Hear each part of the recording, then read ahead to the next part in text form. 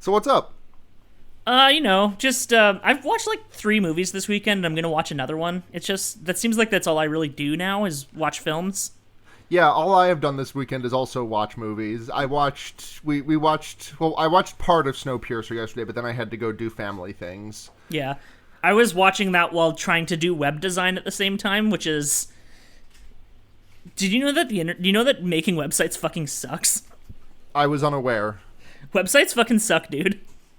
Yeah, I watched part of Snowpiercer, and I watched Knives Out yesterday, which is a pretty good movie. That movie whips. It should be a movie night soon. Yeah, I agree. And then we watched. I don't know if this is. I mean, this is a by a technical definition, it's a movie, but we're still in the cold open, so we're not allowed to talk about it yet. Yeah, we're not allowed to talk about it here. This is just, we did watch something that could technically be defined as a movie. It was an MKV file that I downloaded to my computer. Yeah, it sure was. It had title credits, and it had end credits. There were actors in it. There were. At some points, there were music. Yeah, always love to see that. They used the camera. There was a use of a camera. Yeah. And also, there were oranges. There were a lot of oranges, but we're still in the cold open, so you're not allowed to talk about that. How have you been? How's your week been? All I've been doing is website stuff relating to the podcast network of noisespace.xyz. I've never heard of that before. It's a pretty cool network. It's got some shows like Fear Baiting. Nice. That sounds like a good name. That's a pretty good name for a podcast, if I do say so myself. Yeah, no, it's a pretty good name. It really tells you what you're getting into, the fear and the baiting. Yeah, we're all about just cranking and hanking. Yeah, you gotta know this show is 100% about baiting. Yeah. Oh my god, sorry. Smile. If you hear any background noise, Smile is like, she's glass surfing today. She's been doing a lot of glass surfing. Normally I let her just like run around my room a little bit and just like chill, but she shit on the floor on Tuesday. Well, she did shit on the floor on Tuesday, but I've been letting her, like, if it's been a day or two since her last dookie, I will let her out, but it's been 3 days since she last did a do, so she's not allowed out. No, you don't trust like that. I don't trust like that anymore. If you hear any noises in the background, it's probably Stephanie. Accused of Havo's girlfriend. She also watched the movie last night, so there are points where she might just yell something out, much like I do when she's recording podcasts. Hell yeah. Queen shit. Yeah. Oh, God. It has been almost 100 episodes since the last time I was on this podcast. That can't be right. No, that cannot be right. The last time I was on was when I was on for Pontypool, which was episode 77. That was not that. It was no way. I have not been on since then. How have you not even for a fucking not even for a fucking Schlocktober? No, because you prioritized other people for Schlocktober because I'd been on a Schlocktober before. Oh, that's right. Yeah. You were on for Scary Movie 4. I was on for the very good movie of Scary Movie 4. When I was watching this movie for this week, which I will not name yet because we're still in this nice little opening section, I was thinking throughout that just like, I almost feel bad that I'm making Sarah watch this movie. But then I remembered that we did very much watch Scary Movie 4, so it's fine. Yeah, by far. I'm sure you've watched worse things. Oh, absolutely. This was... at least this had, like, good moments in it, unlike Scary Movie 4, which, despite friend of the show Brooks's insistence, never really did pick up. I don't know, it was pretty funny when Charlie Sheen had a huge boner.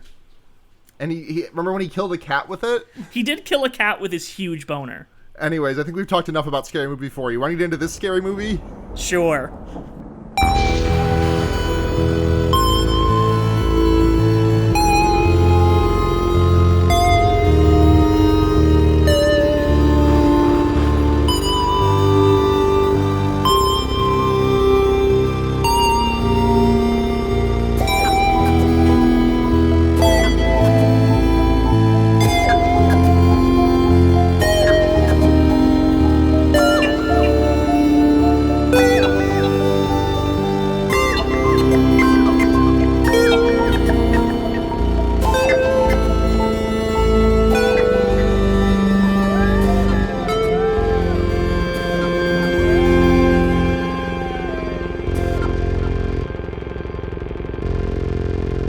Fear Baiting, everyone. It's your number one YouTuber cameo movie. I'm Sara, and I'm joined this week by friend of the show, owner of the noise space, Matt GameCube. That's me. I'm a GameCube. That's my name, and I'm here to talk about this film, which I guess you could technically classify as somewhat horror adjacent. Yeah, definitely. It has Massacre in the title, so you know it's going to be... It does indeed have Massacre in the title. Other words which feature in the title are bro, dude, and 3. And party. There is also the word party. And, of course, there is also the avatar of the concept of party within this movie. Yeah, he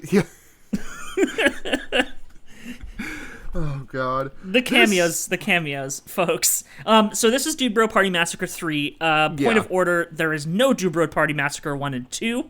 Yes. Although the contents of the theoretical Dude Bro Party Massacres 1 and 2 are contained in the first part of the movie. Yeah, this is very Silent Night, Deadly Night 2. Yeah, this movie is about the third Dude Bro Party Massacre that exists in universe. Yes.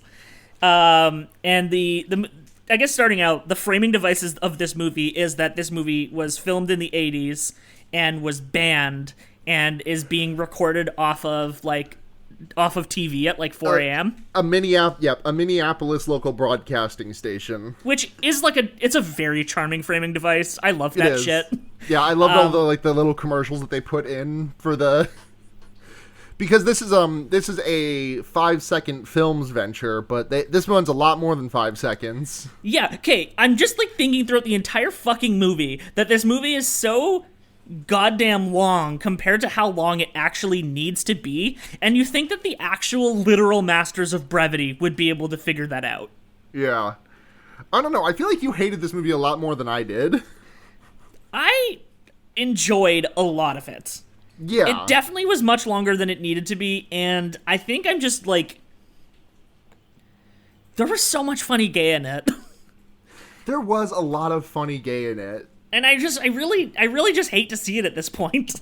Yeah. I don't know, are you just inured to it from how many shitty horror movies you've had to watch? I guess. I don't know. There were it's been a while since this movie tickled my funny bone in a very specific way that I feel there are just so many good jokes and lines in this movie that I'm going to be thinking about for a while. Yeah, most of the things I wrote down were just the kills. Yeah. Because I really, really loved pretty much every single one. Yeah, they were great. But yeah, it's a movie with a lot of cameos, and yes. And all of them blew my goddamn mind when they happened. Yeah, so there were a lot of YouTuber cameos. This is 5-second films, and they've worked with people Thomas Ridgewell, aka Tom Scott, who was one of the people who worked on Ed's World and now has his own studio, Rocket Punch. Right. The two guys from Britannic, Brian McElhenney and Nick, I can't remember his last name. Those were the two guys without names, right? Yeah, they were Turtleneck Bro and Sweater Guy or something. Flannel Bro. Yeah. And of course, like every joke in this movie, it is excessively lampshaded. Yep. Freddie Wong's brother, Jimmy Wong, was in this. Jimmy Wong, who I know personally, who I don't know him personally, but my experience with him is through listening to his Magic the Gathering Commander podcast, The Command Zone, with Jimmy Wong and Josh Lee Kwai. Wild. Yeah. He seemed way more familiar to me than he ended up I looked up his his filmography and stuff. I'm where do I fucking know this guy from? Fucking Greg Sestero in this movie. Greg Sestero is in this movie, and unlike most of the other cameos, he is in a good chunk of the movie, a solid half of it. Well, so are the Britannic guys. They've got they survive so much of this movie. Yeah, because you just forget where they are. Where have they been the whole time? It's a lot of the cameos I don't recognize because I just don't know YouTubers. The closest thing to a YouTuber cameo that I recognized is in one of the later broadcasts, that are in the commercial breaks. One of the news anchors is Katie Stoll of Some More News. What? I completely missed that. Yeah, she's in one of the broadcasts later. Hold she's up, there for 3 seconds. Hold Hold on, I gotta look up. I don't know what Katie Stoll looks like because I don't watch. I do not. I have not seen episodes of Some More News, which she is in. I've only seen the ones with Cody. Well, yeah, she's not usually on camera. Ah, I mostly just know what she looks like from following her on social media. gotcha. Okay, that is wild. Yeah, so like that was the one that I actually caught because like I'm guessing that 5-second films in their heyday had a lot of crossover with Cracked. That does just make sense. That tracks in my head. Yeah. Oh god, but we should probably get into Dude Bro Party Massacre 3. Right. So like the first thing that happens in the movie is that the like basically the main dude bro, Brock, who you think he's is at a gonna party and he says dude and everyone says dude bro party. I love any slow motion gag that involves showing repeating shots of two things moving together. Yeah. Where it's just like I'm gonna show this. I'm gonna show it from a slightly different angle, but like not as a continuous shot, like a rewound shot. Yeah. So you just see these two red solo cups moving together in slow motion for like a solid minute. Mm-hmm. They really relished being able to spend more than 5 seconds. Yeah, absolutely. Because but then they also like do some like 5-second film-y-esque stuff because Brock is like flashing back to the first time that the first Dude Bro Party massacre where all of his bros got killed and then he and his friend Samsy chainsawed Motherface to death. Yeah. Motherface being the what was it? What's the sorority mother? Yeah, the sorority mother who did not know how to open a door, and so she burned to death when the sorority was lit on fire. No one taught her how to open doors was probably my first like belly laugh of the movie. Yeah. Because it's the stupidest thing I've ever seen. Yeah. And yeah, so like he's going over the different party massacres that have occurred. I didn't write a lot of detail from these parts, although I was keeping a running Ronald Reagan count throughout the movie. There's so much Ronald Reagan in this movie. I saw like 8 individual uses of it, not counting like the same Reagan from a different shot. Yeah. So like there's the Reagan in the opening, there's the Reagan bust, there's several portraits of Reagan, that's most of it. Yep. And then of course there's dream We'll sequence get to that. Reagan. We'll get to that. Yeah. So many Reagans in this. But in this, he also flashes back to Dude Bro Party Massacre 2, which was which happened because what happened there is that the daughter of Motherface took on the mantle and killed a bunch of sorority girls and frat boys who were doing a streaking thing by putting a live wire into like a wet street that they were all on. Yeah. And everyone got killed except for Jimmy Galoshes. Jimmy Galoshes, who is strutting around in his yellow galoshes. But the thing that really got me about that is that Brock mentions, I wasn't there. I had to miss the streaking because I had pink eye. That fart in my face saved my life. Also worth noting is that Jimmy Galoshes did die. Yeah. Because he insisted on touching the titty. Touching a dead girl titty. And that's titty tally, folks. I feel like almost every titty tally in this movie is relegated to short shots in flashbacks. Yeah. No main titty. It's all side titty. I mean, it's full frontal titty, but you know. Yeah. But then titty.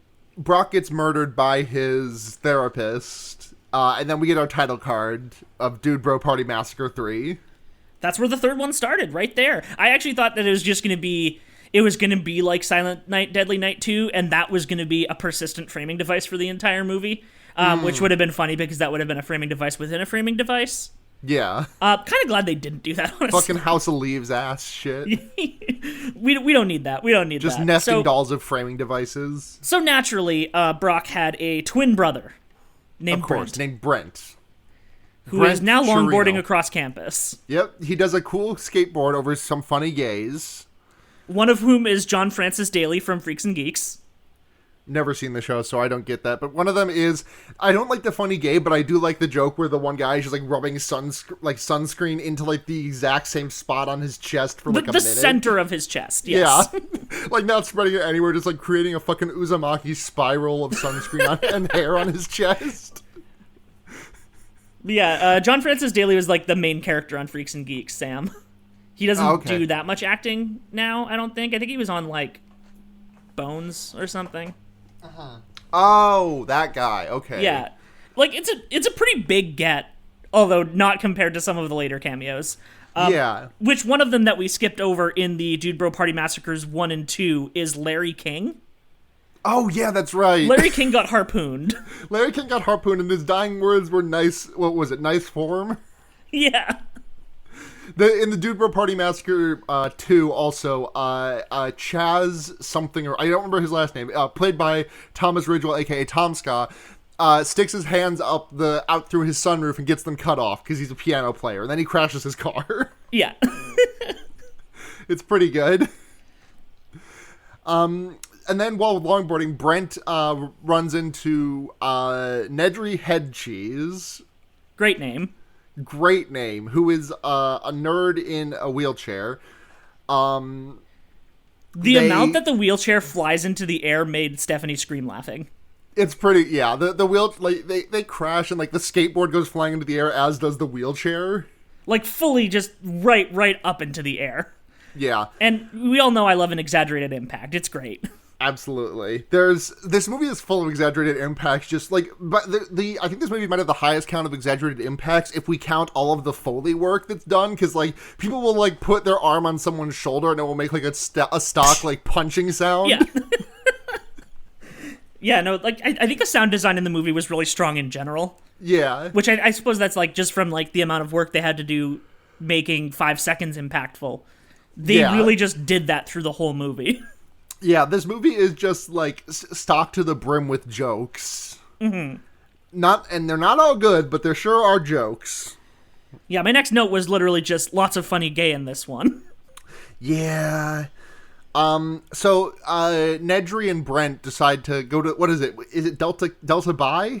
Delta Bi is the name of the frat. They go to join the Delta Bi, and they're greeted by Greg Sestero, whose name I don't remember.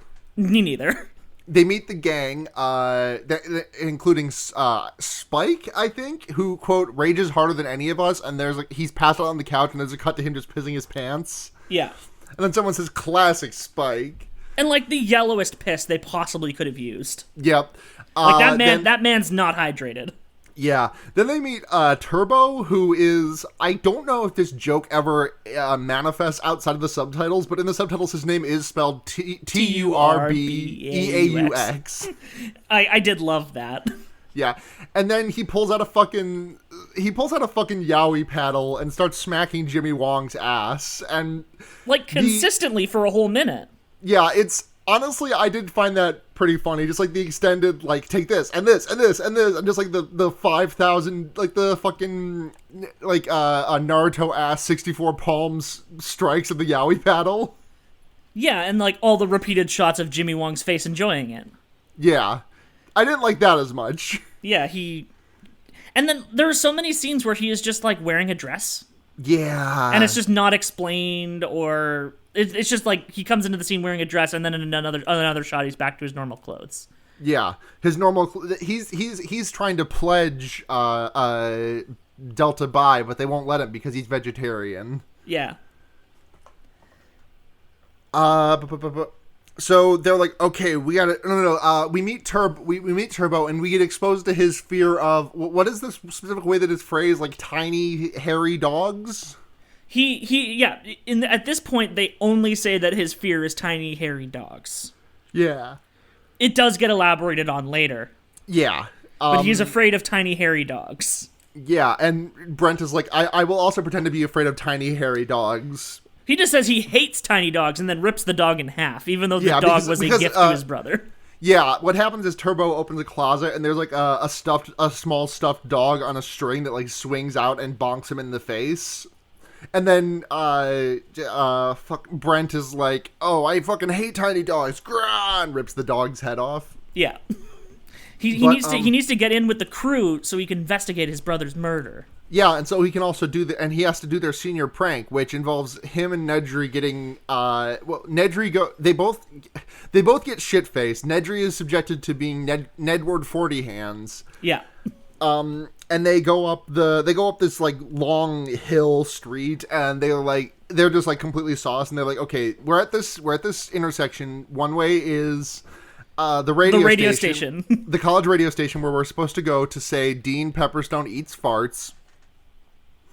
The other is an airport where they accidentally go and hijack the broadcast tower to say Dean Pepperstone eats farts, in which and by doing so, they cause a collision of two 747s, and also they crash into an orphanage. I can't believe they caused a Breaking Bad season 2. They caused a Breaking Bad season 2. Like, they did that. They caused a Breaking Bad season 2 plus an orphanage. Plus an orphanage, indeed. Yeah. So we meet the fart eating Dean Pepperstone in question. Before that, there is a newspaper flash. Oh yes. And the newspaper flash has one of our Reagan references. Yep. And it says Reagan at Camp David again. Yeah. And then also has Dean Pepperstone eats farts as a headline. Yeah. Yep. So we meet the Dean Pepperstone, and she's like, well, you guys have done so much bad with your senior pranks. Last year, what was the one from the year prior? Was that flooding the dam? Flooding Old Parch Town. Old Parch Town, turning it into, what do they call it? Lakeville? New Lake City. New Lake City. Killing 4,000 people. Yeah. And which comes with a great gag later when they go to Old Parch Town and it says population like 4,067 and then it's just crossed out. 4,072 and it's crossed out and just 72 is written on top of it. Anyway, beeb time. Hell yeah. I should be shotgunning this, but it's 2 in the afternoon. I've only shotgunned a beer like once or twice in my life, and the most recent time I did it, the can was like pressurized to an extent that I did not know. So I poked the hole in it, and it exploded in my face, and there was like a me-shaped outline of beer in the ceiling of my girlfriend's house. Okay, that's fucking sick, though. It was pretty funny, yeah.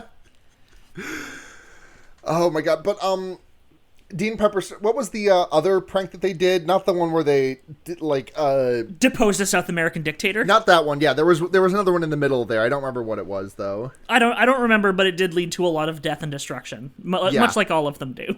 Yeah, but but then they're like, Dean Pepperstone, we haven't always been bad. Remember our freshman prank where we deposed a Brazilian dictator? And she was like, well, that was pretty good. Which is, like, a pretty good bit. Yeah, and then Dean Pepperstone says, yeah, that's why I'm only suspending you guys, and you are going to have to spend Greek week up at the cabin by the lake. Mm-hmm. And then they're, like, all protesting, but then Brock shows up as a Force ghost to Brent and is like, Brent, you gotta go.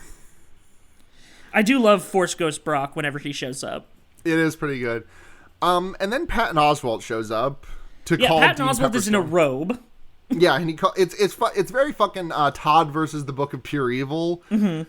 Also, Reagan watch. There's a giant Reagan portrait behind him. There's a huge Reagan portrait behind him. Oh man, I should watch more of Todd and the Book of Pure Evil. I'm not familiar with it. It's a very Canadian show. I should be aware of it then. I don't know if it's good. I mean, look at the movie we're watching. You got a point. Yeah. But so Dean Pepperstone talks to Patton Oswalt, police chief, robe man, and is like, yeah, virgin sacrifice, blah blah blah. They're all set to go die to Motherface. And then Motherface shows up and kills Dean Pepperstone by what does she do to Dean Pepperstone? You know what? I didn't write this kill down somehow. It does splatter blood onto the Reagan bust, which is a thing I do remember. That is pretty good. Probably just cuts her neck or something. Yeah. So then Patton Oswalt, you don't see as the police chief right away. He's just a guy in a robe being weird. Right, but then he pulls off his hood and he's the police chief, and he calls Sergeant Agent what's her name? Buttaker? Buttaker. Yeah. And I just, like, every time that there was a cop scene, I just did not give a shit. Like, The one good joke is the one cop being obsessed with David Letterman top tens, and that's the rest of it I just don't give a shit about. But Patton Oswalt calls the cops and is like, "Okay, we need to go make Detective Officer Sminkle a virgin sacrifice, Officer Buttiker." And then he calls Sminkle in, who's just been doing lines of coke off his desk, and it's like, "Okay, there's a vitamin C shortage." And the dude bros of Delta Bi are bags of oranges. You got to go bop them on the nose and turn. Bop them on the nose. Fucking. It is probably one of the most impressive deadpans in the whole movie. Yeah. Because I don't think I'd be able to say that sentence out loud without laughing. Yeah. It's so fucking stupid. And Officer Sminkle is like, "We've got to go. Come on, Officer Buttiker, let's go do this." And the dude bros have stolen. So there is a dude bro named Todd who is the smartest guy in the frat, and his girlfriend Samantha has a motorhome which she has prepared for her and Todd's 3-month anniversary. And they just fucking hijack it and take it to the cabin on the lake.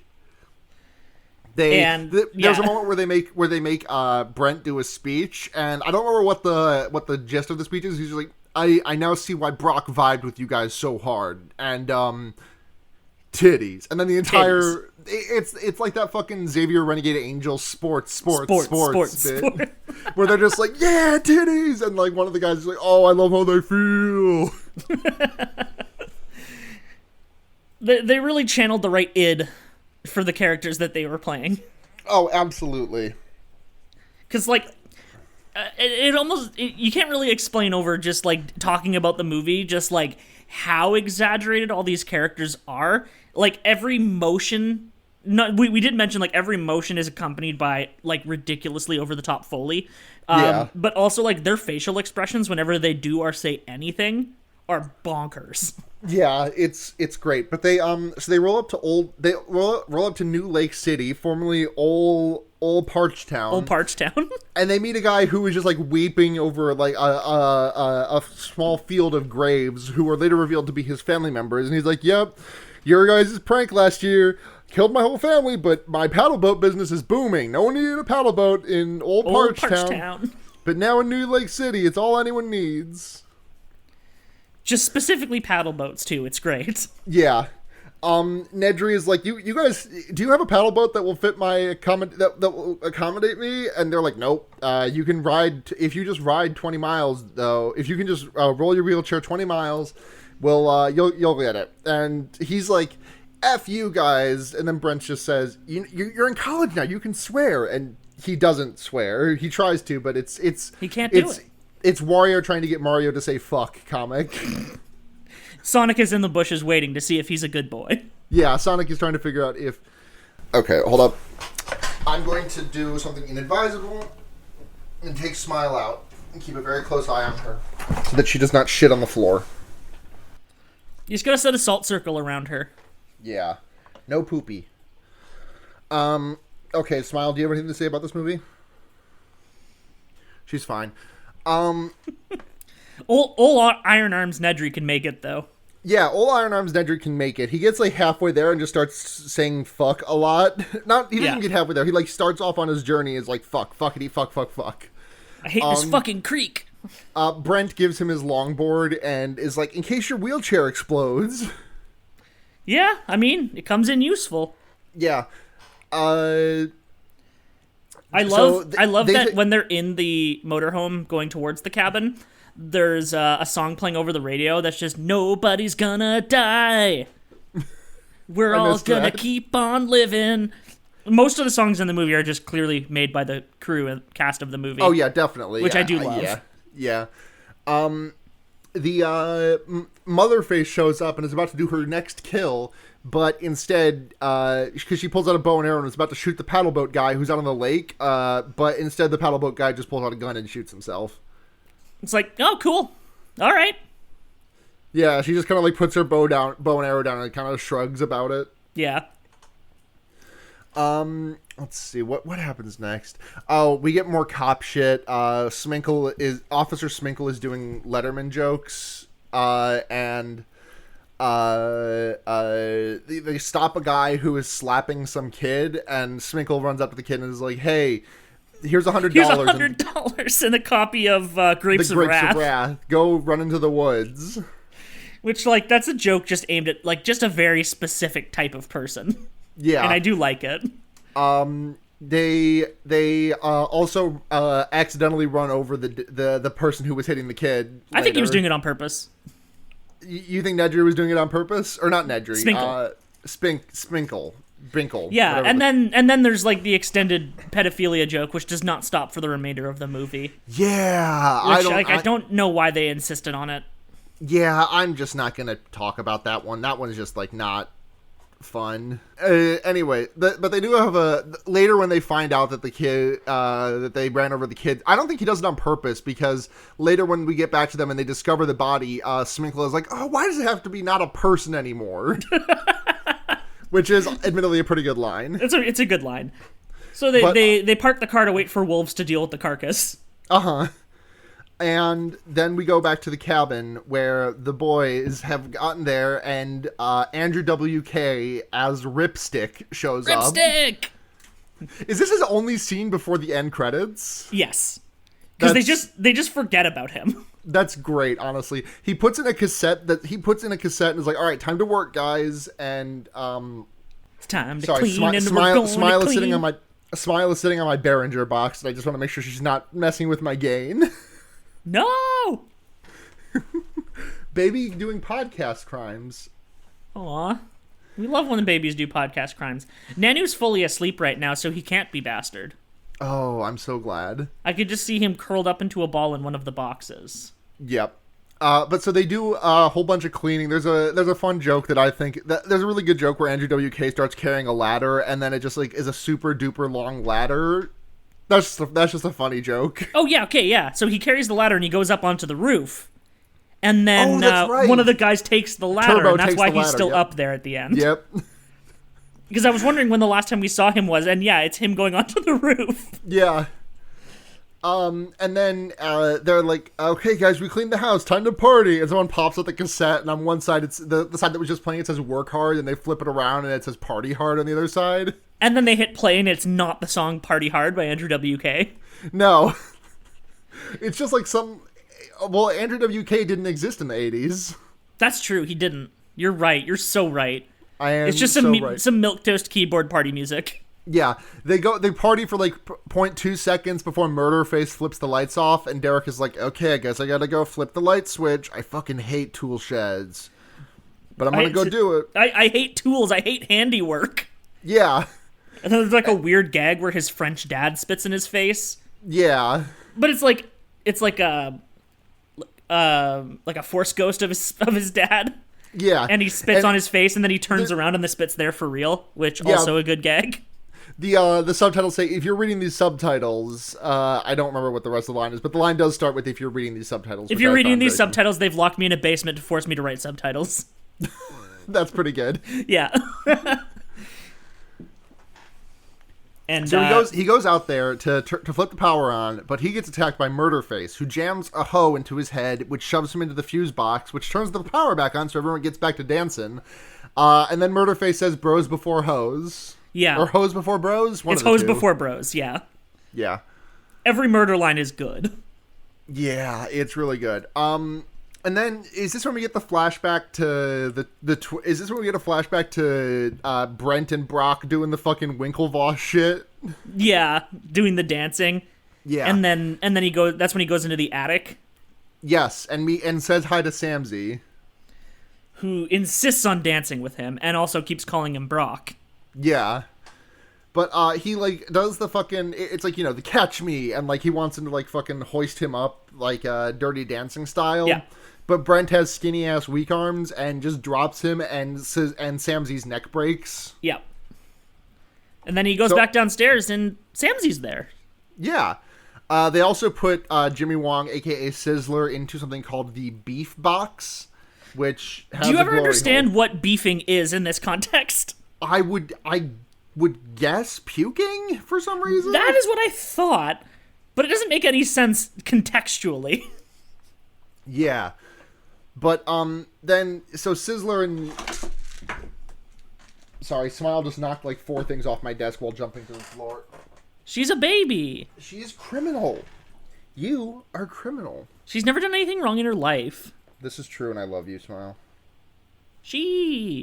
So they, Sizzler, Jimmy Wong, and a guy named ZQ, who's been filming the whole thing because he's the film bro. They go out into the woods and they have a moment together. And while they're out in the woods, Spike is like, "There's been a murder. Someone murdered all the beer." And yeah, his greatest fear is running out of beer. Yeah, so he like goes out. He like runs out into the woods to find more beer. To find more beer, and he does stumble across a tap or a beer keg. And he's a keg. It doesn't have a tap. He's like, "Oh, it doesn't have the tap." And then Motherface shows up and jams the tap into his head, fills his red Solo cup. He drinks it and then dies. And she says it's all head. Yeah, which is one, the best kill in the whole movie. Because it's the most on-theme one of all the kills. And 2 is probably also the best murder line. Yeah, definitely. Because it was literally blood coming out of his head. We cut back to the tent, to the lodge, where Turbo is doing arm wrestling, and also Brian and Nick from Britannic, Turtleneck Bro and Flannel Bro, are talking about Rosencrantz and Guildenstern. Yeah. Which is a good gag. A really good gag, yeah. They're like, "So wait, Hamlet isn't in the play?" "Yeah, no, it's just 2 guys who everyone thought was unimportant." And that seems kind of self-indulgent. Yeah. Just really good. Yeah. Which I didn't understand why they were saying that in context, but that I didn't actually realize till later that they were completely unnamed. Yeah. Which, I get it. It's a good bit. Sorry for the Smile Chronicles, but she is currently trying to drink out of her water through the glass of her tank. On the outside. She's a baby! She is a baby, she just has no brain cells. I mean, who among us? She is a baby, but she just has no brain cells. Like, who among us, though? She's a queen. Absolute queen. She doesn't want her water anymore now that she's inside. So I guess the next kill is ZQ then. No, because Todd gets killed first. Right, you're right. So what happens is Samantha, Todd's girlfriend, shows up, and there's a very funny joke of like a hand appears in the window and everyone's like, and then another hand appears in the window and it's got beer in it and everyone's like, "Yeah!" And then Samantha appears and everyone's like, "Aw." No. Made me laugh. Yeah. But they're like, "There's no girls allowed, Todd. You gotta go." And Todd is fucking arm wrestling, or not Todd. Turbo is arm wrestling with Brent. God, there's just so many names in this movie. Yeah, and they're all stupid. Yeah. Turbo is arm wrestling with Brent, and if Brent loses, Turbo gets to look in his journal, but Brent wins, and Todd gets sent outside to sleep with Samantha in the tent, and he's like, "But she's gonna try to take my virginity." Yeah. One of the best line deliveries in the movie. It's great. And then naturally, when you look into the tent, they are indeed fucking. Oh, yeah, totally. She's like trying to get Brent to bust. She's trying to get Todd to bust in her, but as soon as busting occurs, Motherface shows up and stabs Todd in the back, and then says, "Should have pulled out." Should have pulled out. The way that sequence played out to me, it almost seemed like he busted because he was stabbed through the chest. Yeah, that might have been the case. Because that's just really good to me. Like, you know how you how you like you poop yourself when you die? Yeah, it's the same with coming. Yeah. It just blasts out. Corpses blast sick ropes. It's just a fact. Oh my god. For some reason, like, she gets Samantha, well, before Todd gets stabbed, Todd's like, "Oh, I'm not, I don't know, I don't really do this." And then Samantha turns to the camera and gets demon face and says, "Put your Delta Bicede in me." Which is not returned to in any way, shape, or form. No. It's basically like she is creating the next generation of Delta Buys. This is deep. This is deep Dude Bro Party Massacre lore. Is that people like Samantha are around to create the next generation of Delta Buys so that they can continue causing havoc? I just made that up. Don't worry about it. Thanks. So ZQ and Sizzler are roaming through the woods, and Sizzler is like, "Oh man, I wish I could take this box off." And then a tree falls on ZQ, and ZQ's like, "Oh, get my camera! This is great footage." And he won't let Sizzler take off the box to help. At which point, Motherface shows up and like yanks ZQ, lassos his top half, and then tears him in half by pulling him upwards. And then says, "It's raining men." Yeah, and then, of course, all the other bros had just jumped into the lake. And when they jump into the lake, they see ZQ's top half. Yeah. It goes forward to the next morning, and they go up. They go in the pool, and they see like the top half of ZQ on a zip line, and the bottom half would be is obscured by rocks, so they don't see that he's torn in half. They're like, "Look, ZQ overcame his fear of heights." Yeah. Which is, there's a really good gag about that later, but we'll get to that when we get to that. Yeah. So then ZQ's top half goes down the zip line and spills blood over everyone, and the body drops into the water and falls into Old Parch Town, and brings, and a lot of, what is it, mannequins float to the surface? Oh no, it lands on the roof of the old building for the paddle boat business. Yes. And the roof breaks open, and then the family of, the aforementioned family of, the paddle boat owner guy all floats to the surface. And it's really funny because like they're clearly in like standing water. Like the point in the water that they're in is clearly like they're able to stand up in it. Yeah. But it's implied that like from the bottom of the lake these corpses are coming and washing around them. Yeah, which is just like a really good continuity breaking gag. And around at the same time, Samantha wakes up and discovers that Todd is dead. So the Delta Bi guys start running, screaming towards the cabin, and Samantha starts running, screaming towards the Delta Bi guys. She's screaming, "Todd is dead!" And Turbo just fucking decks her. Just a full lariat right to the face. And made me laugh pretty hard. It's well, especially because they sell that impact so well. Yeah, there's some great physical comedy in this movie, because the next thing is they're like in the cabin, and Turbo is like, "She killed Todd, now she's gonna kill us also. Hey Samzy, you were a baseball player, right?" And he's like starting pitcher, and I thought this was gonna be a gag about how pitchers don't know how to hit the baseball, like. But no, he's actually really good at hitting baseball. But, well, he doesn't hit baseball, because the thing that he does is, like, he stances up like he's about to hit it, and then as soon as they open the door for Samantha, he, like, throws it like a javelin at her face. It's really good. It's really good, yeah. And then Turbo puts on a shirt just to rip it off 10 seconds later. Mm-hmm. And I don't really know why. But I think they had a lot of shirt ripping in this movie. I think they just like to do it. Yeah. So we find out that the reason that Samzy died but also didn't is because the Samzy that died is a robot clone of himself that Samzy made, which is really making me question whether or not Todd is truly the smartest one with this frat. Yeah. But he's so distraught over Robo Samzy being dead, he runs out to the lake and gets to the end of the pier. Motherface shoots a mind control device into his head and makes him beat himself up to death. I just loved the repeated shots of her remote control, where it shows loosen bowels, and it's just really Chekhov's loosen bowels button. Because I was just waiting for her to hit that button. Because you don't display a loosen bowels button without hitting it in the third act. The thing is that the loosen bowels, but it looks like an RC car controller. And so like the up and down switch is just, the down is tear out tongue and the top is loosen bowels. He does very much tear out his tongue. Yeah, and then she makes him poop his pants before falling into the river and dying. Yes. And it's like, you guys haven't faced any consequences. You could at least have a tongue lashing. And he does very much whip himself with his own tongue. It's pretty good. And then she kisses him and says, "What? No tongue?" and shoves him into the lake. Yeah.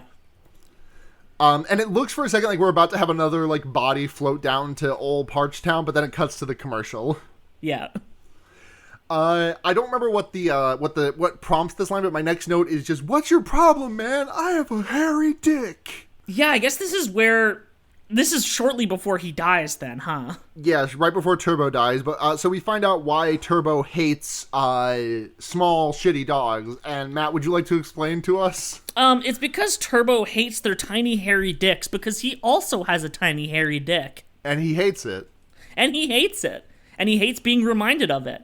So naturally, Turbo dies by being assaulted by dogs and their tiny hairy dicks. Right, and we get, like...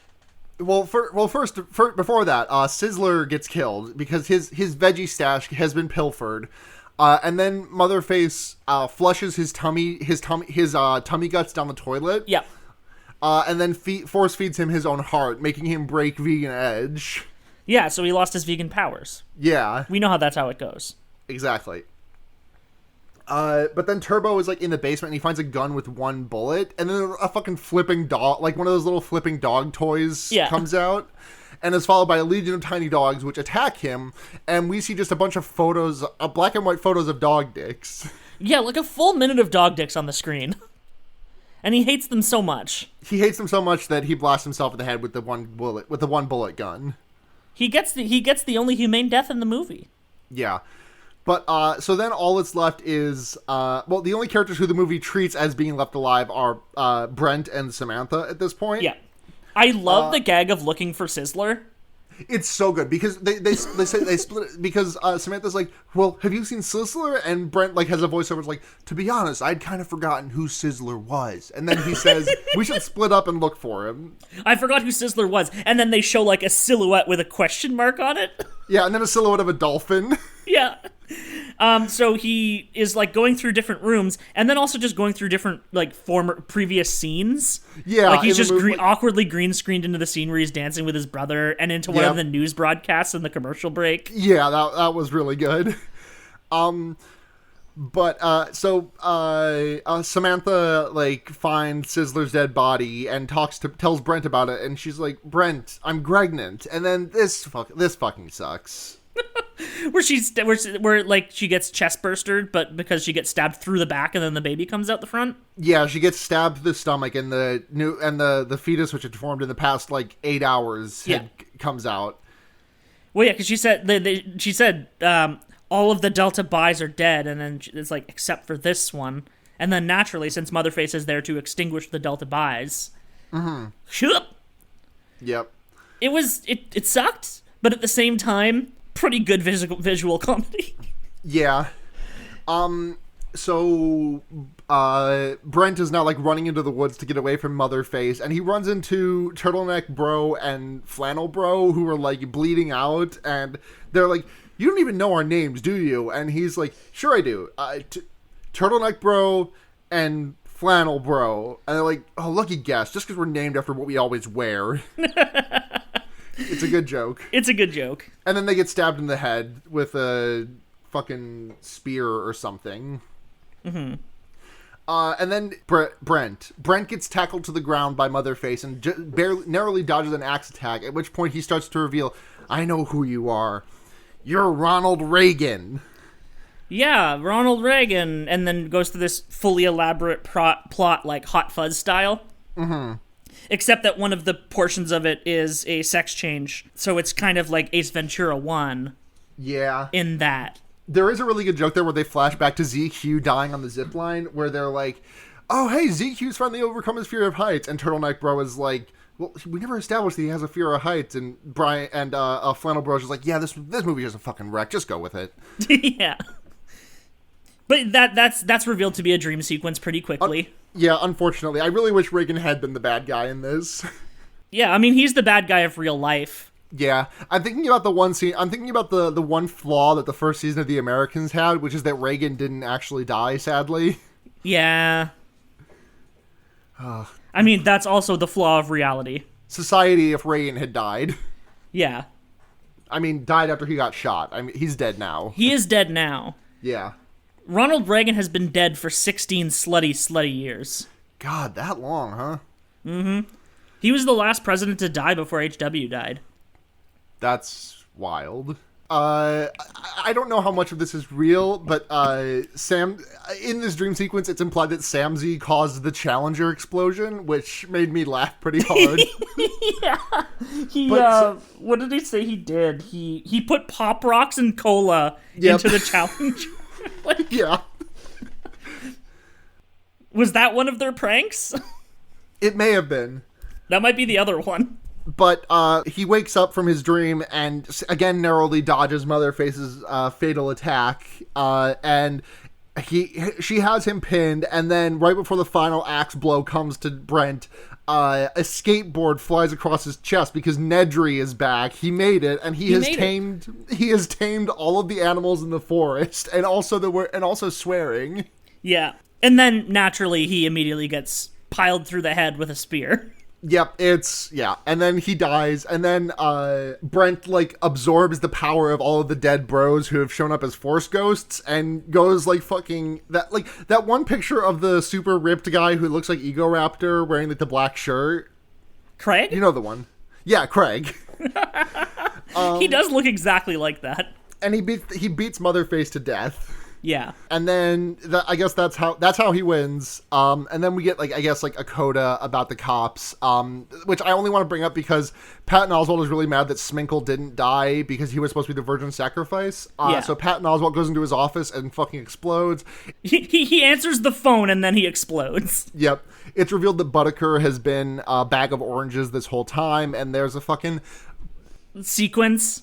Yeah, forgive me for this reference, but there's a drawn together joke that makes me laugh every time I think about it, where I don't remember the characters. It was Foxy Brown or something. She has a flashback to every spelling bee she's ever won, but it's actually been against a pineapple every time. Yeah, so all the former scenes of Buttiker and Sminkle together, it's revealed that she was just a bag of oranges the whole time. Yeah, including the one where she had sex with him to avoid him being the virgin sacrifice. And then, so he bops her on the nose, and she turns into oranges, and then the county's orange crisis is saved. And the last shot of the movie is Sminkle, crying as he juices oranges. Yeah, and also there's oranges raining from the sky. Yeah, and then for a little post-credit scene, we do get Andrew WK just, making a little tune on the rooftop.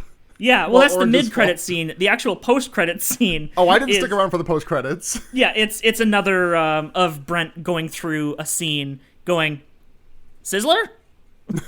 There's just good. One more right at the end of the credits. That's good. Okay. Anyway, remember how Jimmy Wong is in the live-action Mulan?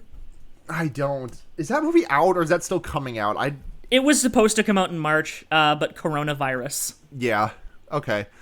So on a scale of 0 to 5, God, there's so many things that it could be in this movie. But on Bags a scale of oranges. On a scale of 0 to 5, work hard / play hard, party hard cassette tapes. How many work hard / party hard cassette tapes would you give this movie? I give it a 3, I think. There's a lot of enjoyable things about this movie, but there's a lot that held it back for me. One thing being its absolutely ludicrous length, considering what it was. Yeah, this movie did not need to be fucking an hour and 40 minutes. Absolutely not. Part of that's credits, but still, it didn't need to be much over an hour. Yeah. You could have cut the long-running Sminkle pedophilia joke. You could have just cut the cops out of the. You could have cut the cops out of this movie 100%. Yeah, but then you wouldn't have Patton Oswalt. You'd have to give him something else to do. You could have just put Patton Oswalt elsewhere in this movie. He could have just been a wizard. Yeah, absolutely. Instead of a wizard that's actually a cop. Yeah. God, and then he could have done his naughty caprice joke for the whole thing. Yeah. God, what if Patton Oswalt had become the Nightman and said, "A delightful caprice"? Yeah. Yeah. Oh, yeah, and it was revealed that, we completely skimmed over, but it was revealed that Motherface was the therapist, and that's why she knew everyone was the... I mean, we knew Motherface was the therapist from earlier. It was just revealed to the characters that Motherface was the therapist. Yeah, which ties into our question for this week from @AgeOfOddish, who wants to know, do you think this movie would be fractionally better if Motherface had won and killed all the frat guys at the end? She seemed pretty justified, IMO.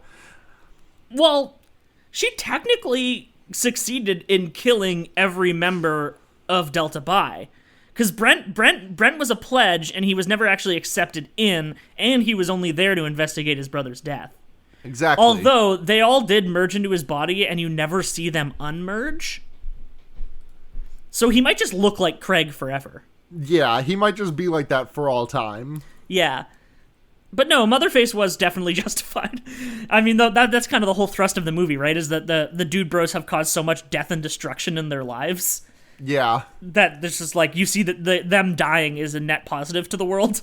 Mm-hmm. Because I mean, the whole thing about the part of the Reagan conclusion that was in his dream sequence is that like the deposing of the South American dictator allowed Ronald Reagan to move in, and you know that if you're deposing anyone in South America and Ronald Reagan sees it as a positive, they were probably left wing. Yeah. So even their ostensibly positive action was definitely installing a military junta in South America. Yeah. So yeah, Thanks, no, Reagan. yeah, it would have been better if Motherface won in the end, I think. I would agree with that. So we're gonna go into recommendations now. Matt, what are you gonna recommend this week? I need a moment to think about what I'm actually fucking recommending. I'm assuming someone's already recommended this before, but I'm gonna recommend the What We Do in the Shadows TV show. Okay. Because we just watched like all of that in like the last week and a half, and Nice. it's real good.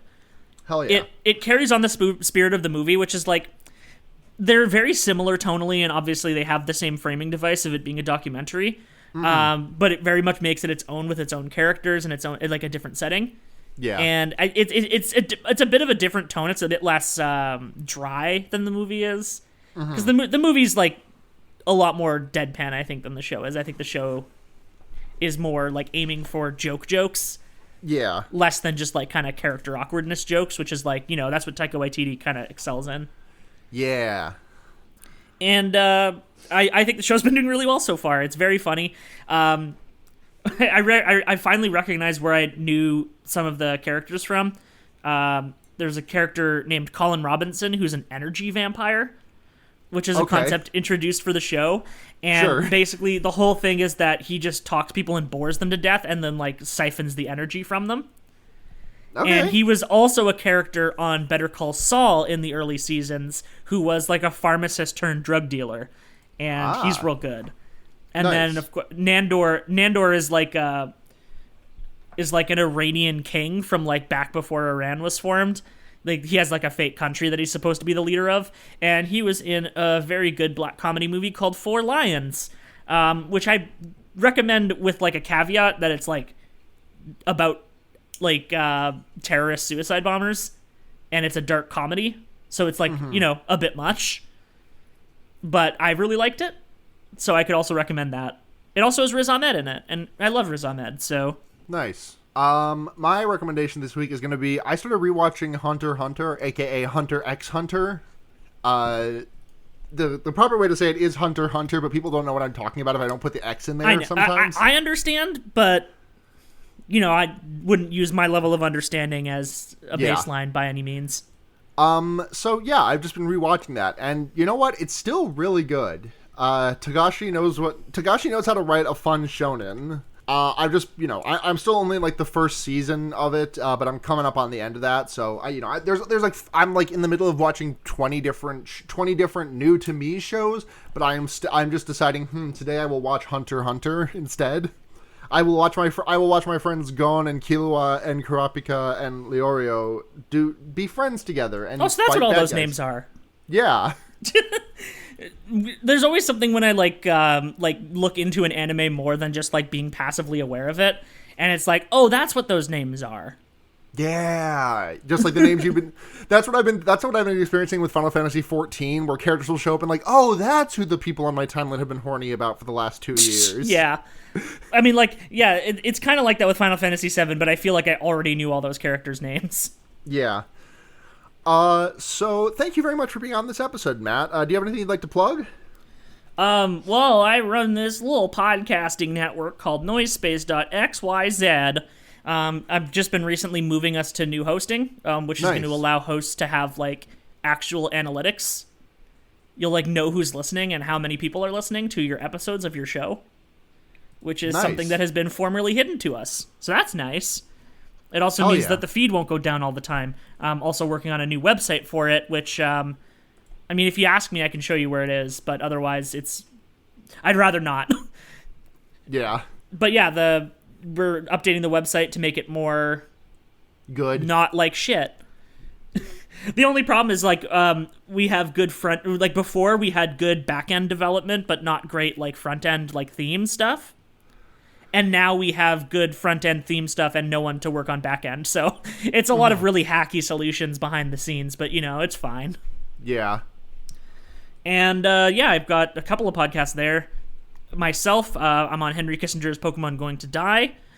I'm on Giants Confirmed, They Might Be Giants podcast. I'm on Tuning Fork, which is about Pitchfork and the media hype machine surrounding it back from like the early 2000s and late 2010s. Mm-hmm. And I'm also on Elite Full Restore, which is about Pokemon. I really need to get an episode recorded at some point before the DLC comes out. But I'm trying to find. I should finish Pokemon Shield. Yeah, I mean, I don't think you need to. It's okay. You don't need to. Okay, but the thing is, I never caught a Phalanx, and I feel like that's a moral. Oh, you failing. have to. You have to see them in the wild too. They're so good in the overworld. I can't wait to see I cannot wait to see my little boys. Yeah, they just wiggle around. It's so good. Hell yeah. And then the other show that I have on Noid Space is not actually updated, so I don't need to mention it. I still have it though. It's still there. Yeah, Field Guide to Canada. Yeah, we have 2 episodes recorded in 2016 and none since. Nice. Listen, it has all the information you could possibly need about Canada. Yeah, the tragically hip and bagged milk. What else do you need to know? Absolutely nothing. Absolutely nothing. Okay, so if you want to find us, we're Fearbaiting everywhere. That's on Twitter, that's Gmail, that's Patreon. Patreon.com/Fearbaiting supports this and the Wonder Years. Thank you very much. $1 a month gets you early access to episodes. $5 a month gets you a shout out each week, and $10 a month gets you all of that plus you get to make us watch a movie. Also, $5 lets you send in a message. So thank you very much to Michael Kaiser, Kit Spindler, and Ducky Aisha. We love you all so much. Woo! Thank you very much to Sara for their intro and outro music. You can find more of their music that they make under the name People You Meet Outside of Bars. Head to gaygothvibes.online for more of that. The greatest URL of all time. Oh, absolutely. Thank you very much to Blair for being my constant editor and for the new show art, which might be showing up in your podcatcher. It should. I've already replaced it. Like, as we're recording this, I've already replaced it, so it should show up by the time the episode's out. Cool. Thank you very much, Blair, for editing and the new podcast art. Absolutely fucking bangs. And if you want to find more of me, I'm on the previously mentioned Henry Kissinger's Pokemon Going to Die. Like Matt said, I am on the Wonder Years with the aforementioned Blair and Sara. And if you want to find Blair, he's on Twitter at Blair Kitsch. And I'm on Twitter at Sunhatzhenya, SUNHATZHENYA. And I think that's gonna be... I was on City Girls Make Do this past week. By the time you're hearing this, the episode's already out. It was, as always, a rootin' tootin' good time. You have to be on every possible 69. It's just the rules. Just the rules. And I was on I've been on an episode for every season also. Yeah. So, proud of me. I'm going to be on Pod Cabbages. I'm actually recording that later today. I don't know which one's going to be out first, but Pod Cabbages, recording. It's happening, folks. And I think that's gonna do it. So, until next week, I'm Sara. I'm Matt. And remember, you could put a fucked up dude bro anywhere. Good night, everyone.